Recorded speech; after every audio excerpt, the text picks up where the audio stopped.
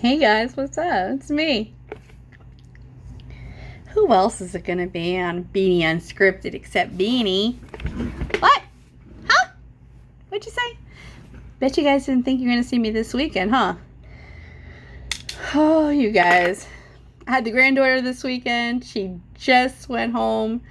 My house is a mess. I have a report that I should have been looking over. Well, actually, it's like 3 reports. I have to find a deficit somewhere, and I don't want to because now I'm tired. Oh, ho, ho. Anyhow, how are you guys? I hope everybody's good. I'm fresh-faced, no makeup. Listen, you got to take me how I come. I got another... I like fun t-shirts. I have so many that once I slim back down to a normal size, I cannot wait to wear my t-shirts again, guys. I miss them. I love fun t-shirts. How is everybody? Hey, you guys, our viewer friend, Kat had her chop chops pulled out yesterday. So if you're inclined, please leave her a message below. You know, that's one thing I want to say. I think so far we have a really great group of viewers and commenters. Everyone has always been so kind and respectful of one another, and you know, checking in with one another and saying, hey, how are you doing? And that warms my heart so much. You know, when we take 5 minutes to ask somebody like earnestly, like, how are you? You know, I know you might not watch this channel for that kind of community, or, you know, just to be a viewer and you're not interested in doing that. But, you know, I love the group that we're starting to kind of, you know, pull together. That makes me very happy to see people caring about other people, you know, heartfelt. Let me think. So Kat is on the gravy train. She's like in the shit phase, you know, guys, like the first couple of days. If you don't know what I'm talking about, go and find Beanie's first week of Chop Chops. It was full of highs and lows. Highs and lows, I'm telling you. So yeah. Okay, so what we're going to talk about today is part of the highs and lows as a new denture wearer, and that is the incredible shrinkage that occurs in our mouths, and, you know, maybe sometimes second guessing ourselves, like, did we go the right route? I'm sorry, you know what I'm doing is I'm wiping dirt. I was going to show you guys this killer cactus that I picked up. It's a paper spine cactus. I was going to give it to my daughter. I decided to keep it because I think he looks like a person, and I wanted to keep him. And when I brought him over to the desk, he dropped his dirt everywhere on my brand new computer. Such is my life. It's Beanie's world, guys. So just dealing with shrinkage, it's something that all of us go through. And I think it's one of the things too, like when we watch other people's videos, it's one thing. Until we go through the process ourselves, we don't really understand or realize or can identify all of the changes that happen until they happen to us. I do know that the shrinkage was quite surprising. I'll tell you one thing. I feel like if you get your teeth extracted and don't get temporaries, and just decide to be like that one lone cowboy who's just going to ride it out until till permanent time without anything, how much shrinkage is happening will not be as evident. The reason that we're able to notice how much shrinkage there is these immediate teeth serve as a gauge. Most of us had these immediate molds while we still had teeth and or nubs in our mouth. And once your teeth are pulled out over time, you know, obviously there's shrinkage. That's why you go back for a reline. Now, one of our viewers, Miss Roz, her dentist doesn't even do soft relines. Her dentist just goes for the hard relines, which kind of makes sense. I like the soft ones because they were soft and squishy, but like I think I told you guys in the last video, you know, I didn't realize that they don't stay soft and squishy the whole time. I just think it depends on the practice. You know, it was the same thing. Like, I saw some dental practices gave out special mouthwashes for the healing. Some gave actually like some type of topical that they put inside the denture before they put it over the healed teeth. You know, every place is different. But it's very easy once you start seeing how much your mouth is dramatically changing to maybe feel like, oh, did I make the right decision by just getting these teeth versus maybe mini snap-ins or you know, implants. And you know, I think you can get 2 and 2. I mean, I think that's the least amount of implants that you can get, because you can't just get one implant on each side. You would not have even pressure. Your dentures would eventually break.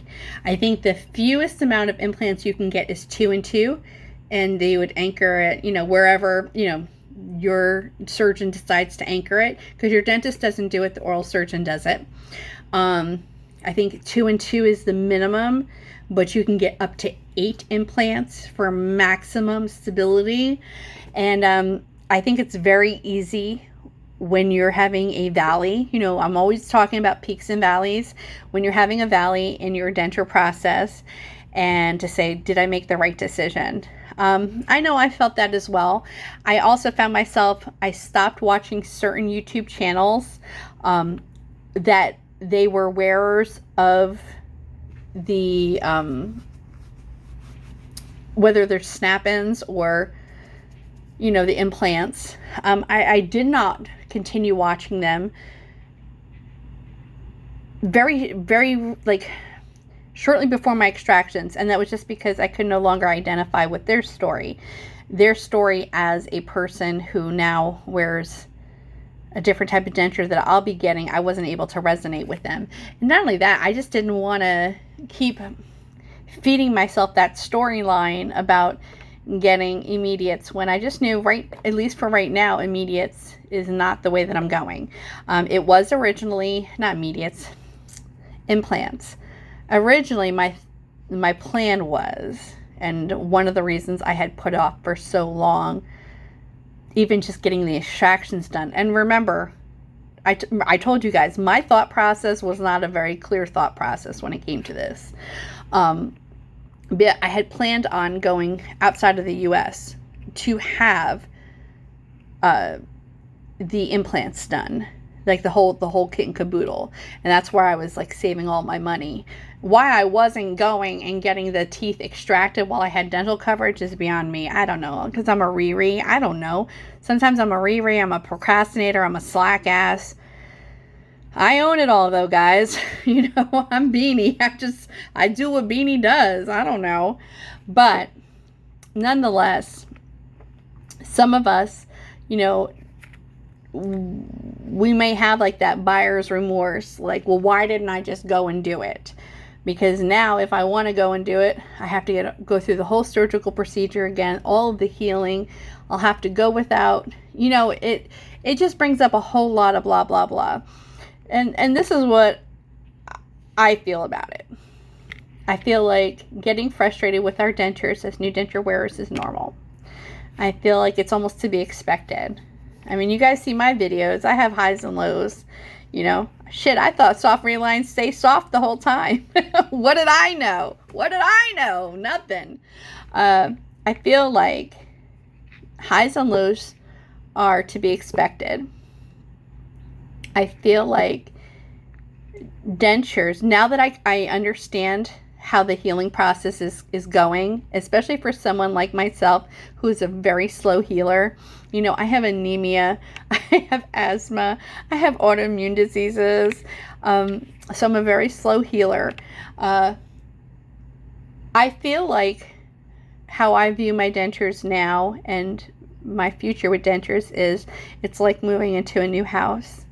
It kills me when I see people move into a new home that they purchased. I'm not talking about renters, okay? A new home that they purchased, and the first thing they do within like the first 30 days to 6 months is renovate. renovate, renovate, renovate, because they can't live with it like this and can't live with it like that, instead of getting to know the house and really how this house is going to serve them. It's like they have an idea in their head how the house will serve them, but they don't actually live in the home enough to see really what would work and what doesn't work. And what a lot of people end up doing is they extend money on doing these renovations and things that in their head sounded like a good idea, and then, you know, many times regret it and say, oh man, I wish I would have waited. And that's how I feel like I'm treating my denture journey. Is like I'm going to wait it out now, and I'm going to see what's happening. I'm going to take the highs, I'm going to take the lows, and you know, I'm going to see how things go. I would never advocate to any of my viewers to go into debt just to have implants, whether they're the regular implants, whether it's the snap-on minis, whatever.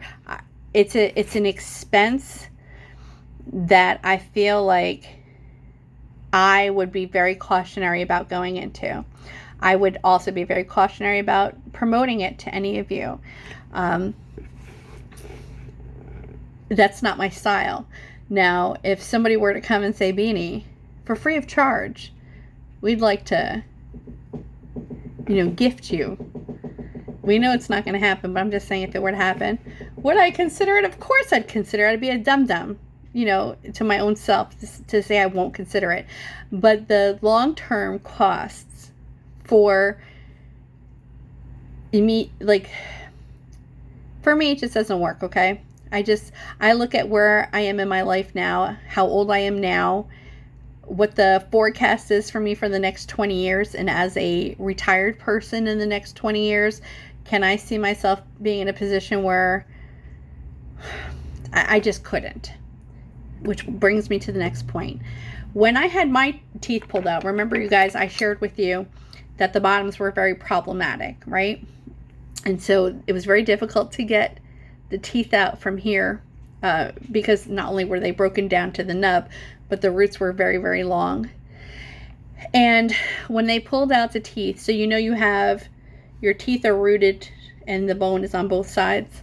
So to get the teeth out, what ended up happening, and it wasn't, she was trying to maintain as much of the integrity of my jawbone as possible. But unfortunately, this whole front ridge of my jawbone broke. Okay, so if I were to take out my dentures now, I do have a back ridge, and then I have just like a slope, okay, like a slope, and there's no front ridge. And that was one of the first things I said, oh my God, how are the chops gonna stay in? And over on this side, it's not as bad, but it's broken over here as well. The top, smooth as a baby's butt. Beautiful, beautiful. Down here, not so much.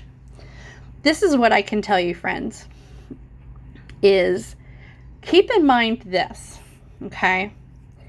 Implants, minis, snap-ins, whatever you want to call them, you know, there's all different kinds available, are fairly new technology available to the general public.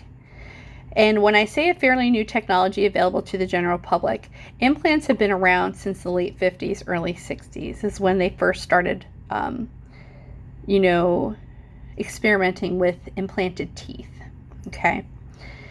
But the number of dentists who were skilled, or oral surgeons who were skilled in that technology were not as great as they are now. Also, the cost was so astronomical that, you know, it was only for the rich and famous. Just like, you know, I remember when veneers first came out. Okay, I was living in California at the time, and my sister, who was had military benefits, was getting, because the military was covering, was getting veneers for the first time. You guys, I had to tell you, her veneers look like garbage. And for as much money, I mean, first of all, she lived in a very exclusive area of Southern California. And, oh, but she was glowing about getting, and I was like, what's wrong with your regular teeth? Like, her regular teeth were fine. But she lived in Southern California. She was influenced by everybody around her. And so she ends up getting veneers. So back then, the technology was, maybe 5 years deep. So 5 years or so where veneers were becoming available to the regular general public. And they whittled her natural teeth down to a nub. Like this thick. Awful. And now for the rest of her life, she's stuck.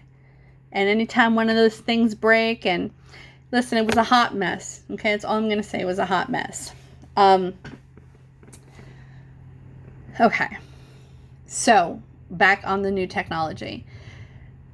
Implants started, the practice of putting in implants, I would say, for the last 10 to 15 years started picking up. And at least in the last 10 years was more readily promoted in dental practices.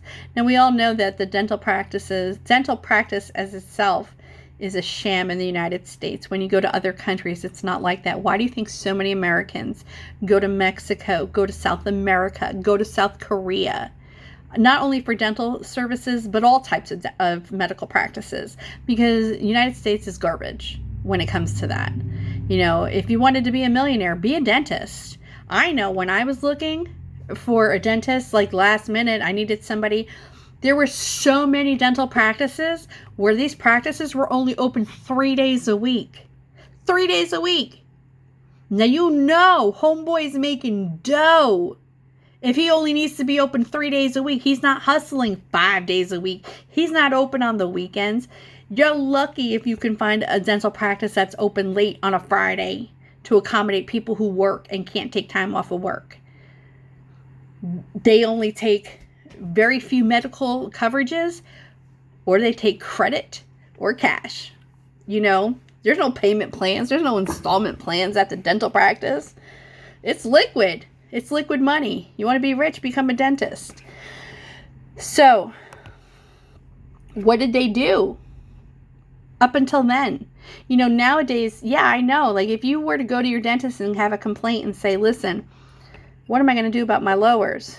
The first thing, they're in the business of making money, guys. Okay? They're going to say, well, because the shape of your bottoms. They call it, when you have no ridge at all, they call that a flat bottom. Okay? Some have called it a flat rack. I don't know where that comes from, but it's a flat bottom, which makes sense. It's a flat bottom. And there's not suction like you would have suction in the roof of your mouth. But for 40, 50, 60 years, that dentures have been in the mainstream. I mean, dentures have been around since George Washington, but we're just talking about, mainstream. There were methods to ensure a good fit. And I think that's when it comes down to making sure that you are in bed with the right dentist for you. If you express a concern to your dentist and say, hey, listen, my bottoms are too loosey-goosey. I've noticed that I don't have a ridge. Don't even bring up the fact that you don't have a ridge. Okay? When you say something like that, like, hey, I know I don't have a ridge, but they see an opportunity to slide in there and say, yeah, you don't have a ridge. Really, for someone like you, the only option would be, implants. No. What did you do 20 years ago, sir? What did you do 20 years ago? You took pride in your craft and you learned how to manipulate the acrylic, the resin, whatever it is, to create bumps and valleys, to allow for not only suction to take place, but to give a place for the adhesive to sit better, okay? And that's really what it comes down to is, if it were someone like me, I'd be like, listen, here's the deal. I don't have money for implants, okay? What can we do about this? If I get a negative Nelly who says, well, there's really not much we can do for you, then that's it. Stop. I don't even need to talk to you anymore. I don't need to talk to you anymore. I don't take no for an answer, okay? I need a go-getter. I need a go-getter who is interested in their skill set, who loves to take on a challenge. It's like a mortician who says, I can't put your skull back together, so you're going to have a closed casket. No, the mortician says, oh, I'm on it. I'm on it, baby. You're going to look right as rain. And you're going to look beautiful. I'm going to have that casket open. Those are the people that I want to talk to. Okay? Look at my guy, Bob. Bob, who doesn't even remember meeting me 3 weeks ago. I know I'm not going to get A1 quality with Bob. What I'm trying to get through right now is year 1. Okay? I'm considering my dentures like my home that I just moved into. There's going to be a constant stream of changes. I got to tell you guys, I mean, even just the fitting between these temporaries with the liner. Remember, my temporaries have a liner. And my new temporaries that I'm picking up this upcoming week, the fit is night and day. Because they took the mold without my teeth in there. And you can see the difference. So I don't want my friends who are viewing this to be discouraged. We are going to have these peaks and these valleys. We're going to have days where we can't eat anything and adhesive won't stick still. Let it go. That it's easy as it's to say, I know, but you just got to let it go. Like, know that this is part of the process.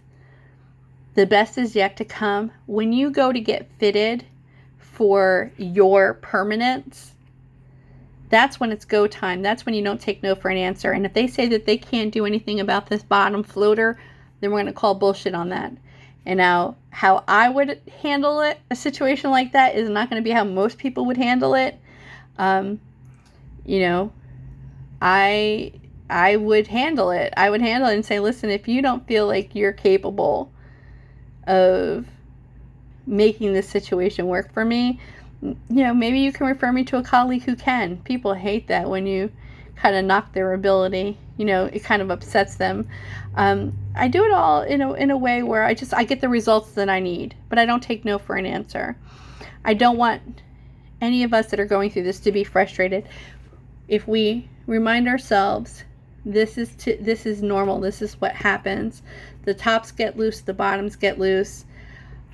I wouldn't rush to make any decisions on, did I make the wrong decision about getting non-implanted dentures versus implanted dentures, until you're at a minimum of 1 year in.